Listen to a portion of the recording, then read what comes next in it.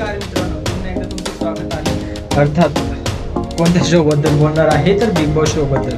अर्थात तुम्ही थंबनेल पाहिलं असेल आणि हे टायटल सुद्धा पाहिलं असेल. मी ऋषिकांत घेऊन येत असतो बिग बॉस बद्दल अपडेट. मराठी बिग बॉस बद्दल सध्या अपडेट आणतच आहेत, पण एक रिक्वेस्ट करेल की व्हिडिओ तुम्ही पूर्ण पाहत जा, कारण की तुम्ही व्हिडिओ पूर्ण पाहत नाही आणि नेमकी व्हिडिओच्या एंडिंगला मी काहीतरी महत्त्वाचे पॉईंट सांगत असतो. आता व्हिडिओला सुरुवात करण्याच्या पहिले मी एकच सांगेल की ही आता जी मराठी व्हिडिओ बनवतोय मी, असंच हिंदी बिग बॉस सुरू होणार आहे आणि हिंदी बिग बॉसचे सुद्धा मी व्हिडिओ बनवतच असणार आहे, अपडेट्स आणणारच आहेत. तर ते पाहण्यासाठी तुम्हाला ऋषिकांत आढाव हे जे माझं चॅनल आहे ते मी अपडेट देतोय, ते चॅनल ओपन करा. आणि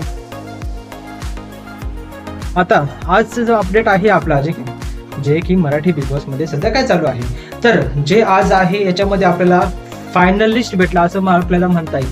फायनलिस्ट आपल्याला भेटलेच होते, पण फिनाले तिकीट कशासाठी होतं काय माहित नाही, कारण की जो बिग बॉस आहे तो 70 दिवसाचा गेला आहे आणि शेवटच्या हफ्त्यात आपल्याला काय तर फिनाले तिकीट पाहायला भेटते. वाह क्या बात आहे, नवीनच बिग बॉस पाहिलं ना आपण. तर मग जे गोष्ट आहे 1-2 हफ्त्यापूर्वी होते ती फिनालेच्या हफ्त्यामध्ये होत आहे. हे जरासं ह्या वेळेस बिग बॉसने युनिकच आणलं आहे आणि ते युनिक पटण्याजोगं आहे का नाहीये ते माहित नाही, कारण की अनेक लोकांना पटलेलं नाहीये आणि ते मला देखील कदाचित पटलेलं नाहीये. कारण की जर काही बिग बॉसची TRP चांगली होती तर मग बिग बॉसला दिवस कमी करायची गरज का पडली होती ते पण सांगितलं आहे मी तुम्हाला व्हिडिओमध्ये की हिंदी बिग बॉस आणायचा होता म्हणून गरज काही पडली होती. तेवढंच आहे का तर नाही. रितेश देशमुख सरांनी का बरं सोडलाय का शो, मग सोडलाय तर का बरं सोडलाय शो, त्याच्यावर लवकरच मी एक व्हिडिओ घेऊन येणार आहे आणि व्हिडिओच्या शेवटी मी ते बद्दल सांगणार आहेच. पण आज जे पाहिलं आपण, सुरुवात झाली होती की अंकिता अगदी शेवटच्या हप्त्यामध्ये अचानक जाग आली. का बरं जाग आली असावी, पंढरीनाथ गेले त्याच्यामुळे जाग आली असावी का कशामुळे जाग आली असावी, पण शेवटी जाग आली आणि जो पॉईंट आहे पॉईंटवर थोडीशा मुद्द्यावर चांगल्या प्रकारे बोलली.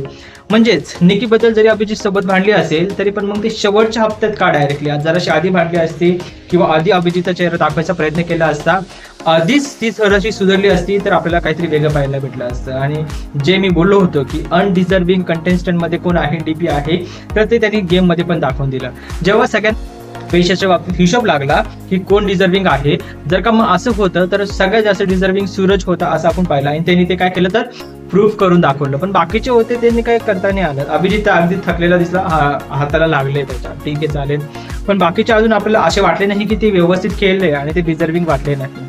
त्याच्यामध्ये वर्षाऊस गावकरनी जरी काहीतरी खेळलं असेल तर पण DP तर काहीच खेळू शकला नाही आणि त्याच्यामुळे मी बोललो होतो की DP अनडिझर्विंग आहे. तुम्हाला काय वाटतं, जर का DPनी खेळला असता तर तो खेळू शकला असता का? आपण तर पाहिलं आहे त्यांनी खेळायचा प्रयत्नच दाखवला नाही व्यवस्थित, म्हणजे त्याचा वेगळाच काहीतरी गेम चालू होता. एका वेळेस तो डायरेक्टली झोपून ती गाडी चालवत होता, काही भरोसा नाही, त्याला झोपायची सवय आणि तो झोपत आता फायनलिस्ट पर्यंत आलेला आहे. तर हे तर आपण पाहिलंच आहे की कसा गेम होता आणि जे सूरजनी इतका एक नंबर गेम खेळून काय केलेला आहे तर डायरेक्टली जी त्याची अमाऊंट होती ती त्यांनी डिझर्विंग दाखवली आहे. पण तेवढा गेम होताच कुठे. आपण अजून एक चित्र पाहिलं म्हणजे बिग बॉसचा नवीन एक ट्रिकी गेम, आणि तो ट्रिकी गेम होता की करंट शॉक आहे. त्याच्यामध्ये आपण बघतोय की जो निकीचा आहे तो गेम एकदम व्यवस्थित तिने केलेला आहे पार. तिला तो एक्सपिरियन्स पण होता, कारण की खतरों के खिलाडीमध्ये तिने अशा प्रकारचा टास्क केलेला आहे आणि तिला ह्या गेम बद्दल पहिलेच माहिती होतं. आता ह्या गेम बद्दल तिला पहिलेच माहिती असल्या कारणाने थोडीशी चांगल्या लेवल पर्यंत गेलेली आहे. पण अचानक जर का आपण काही मोजतोय, एक येतं पॉइंट की ज्यावेळेस सूरजचा फक्त 2-4 वेळ टच होतोय आणि त्यावेळेस हे 4 वरून 5, 6, 7, 8, 9, 10, 11, 12, 13, 14, 15, 16, 17, 18, 19, 20, 21, 22, 23, 24, 21, 22 वर डायरेक्टली येऊन ते थांबलेले आहे. आणि अशा प्रकारे त्यांनी डायरेक्टली टाइम वाढवला आहे. ठीक आहे, तो टाइम वाढवला, पण तेव्हा थोडंसं वाईट वाटलं, पण नंतरून हे कळालं की सूरजला पण तो गेम खेळता येत नव्हता. सूरजला तो गेम एवढा खास जमला नव्हता आणि खेळता येत नव्हता, कारण की तो थोडासा ट्रिकी गेम होता आणि त्याच्याबद्दल निकी तंबोरीला अधिक खतरों के खिलाडीमध्ये एक्सपिरियन्स आलेला होता. आणि याच्यामुळे जो आहे सूरजने जो गेम चांगल्या प्रकारे खेळलेला होता, पण थोडासा डाऊन दाखवलेला आणि तो फिनाले तिकीट पासून काय थोडासा मुकलेला आणि इथंच निकीला भेटेला फिनाले तिकीट. आता आहे फिनाले तिकीटचा आहे हा गेम बिग बॉसने आधीपासून असं वाटतं, लोक म्हणत असतात की प्लॅनिंग केलेली असेल का, कारण की हे आहेत ना अमाऊंट कोणती म्युच्युअल फंडची, ते निकीकडे जास्त होते आणि लगेच निकीला फायनलचं तिकीट दिलं.